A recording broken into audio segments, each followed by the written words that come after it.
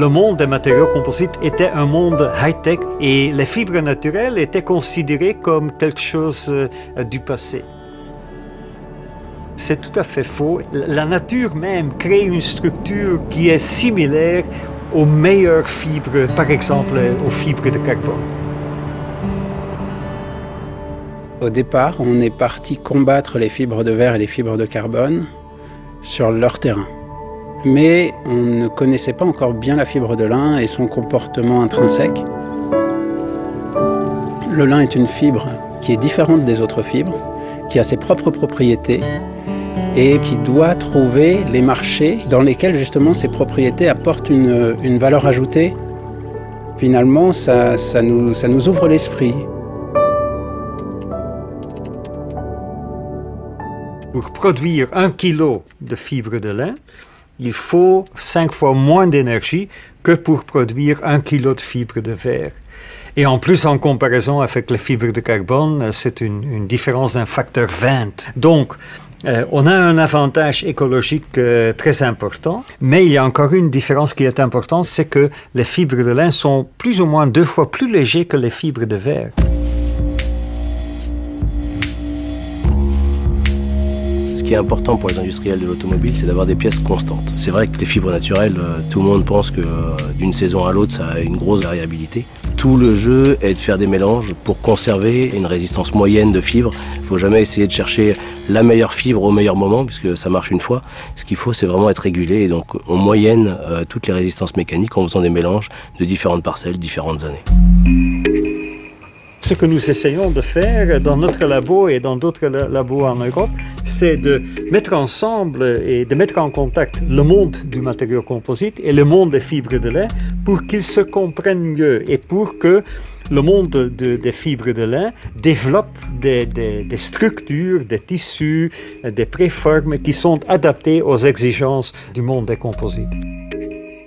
Les tissus techniques à base de fibres de lin ont des propriétés qu'aucune autre matière n'a. L'isolation phonique et thermique, la légèreté, le côté naturel. Il n'y a aucune fibre synthétique qui ait ces propriétés-là.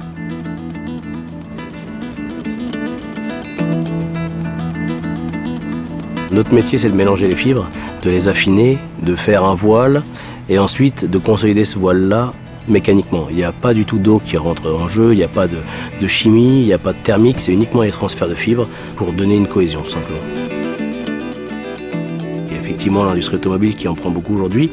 On commence à travailler sur des meubles, sur de l'habillage intérieur pour les maisons. C'est une pièce qui peut se transformer, qui peut prendre la forme que l'on veut, qui a des caractéristiques mécaniques et acoustiques intéressantes.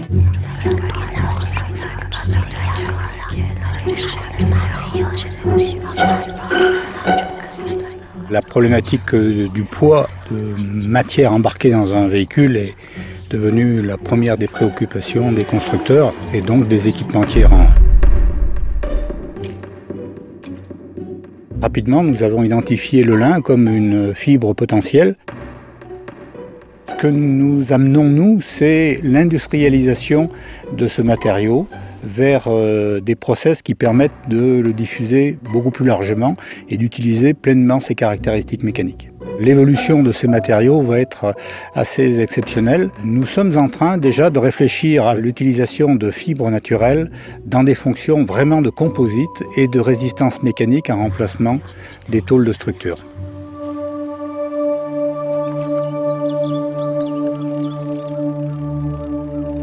L'intérêt de la fibre de lin dans les composites, c'est de réduire les vibrations. Et c'est une propriété qui est très intéressante parce qu'en général, dès qu'on parle composite, on a des problèmes de vibration.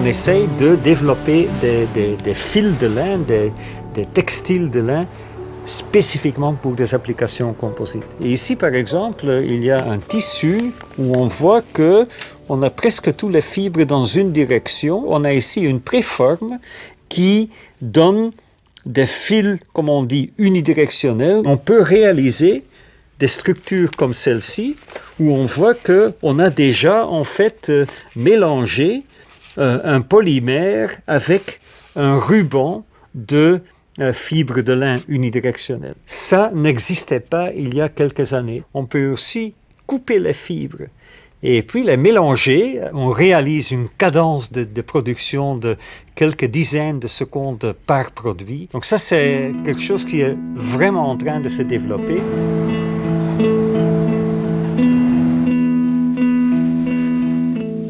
J'avais le sentiment que les matériaux composites n'étaient pas assez utilisés dans le monde de l'habitat.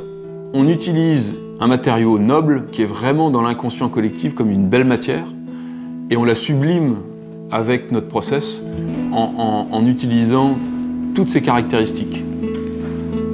Ça donne une liberté de courbe, on travaille dans la coque, on travaille dans la forme.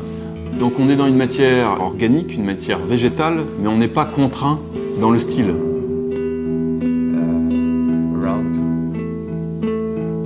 Ce qui est très intéressant, c'est que ceux qui s'excitaient sur un bout de carbone avant vont peut-être aujourd'hui s'exciter sur un bout de lin.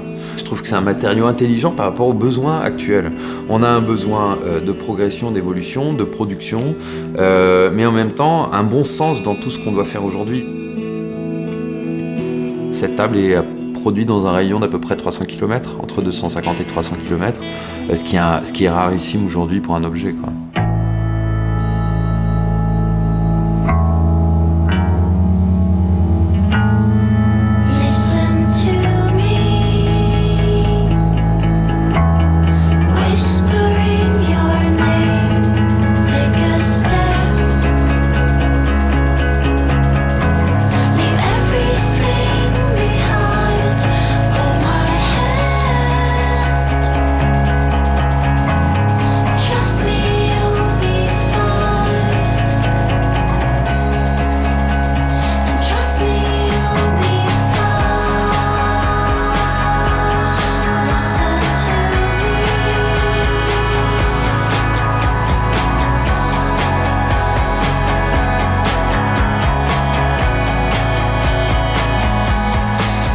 C'est une des matières qui parle au plus grand nombre. Donc naturellement, on est attiré par cette matière et qu'on a envie de choses simples et sophistiquées, et le lin remplit ces deux conditions.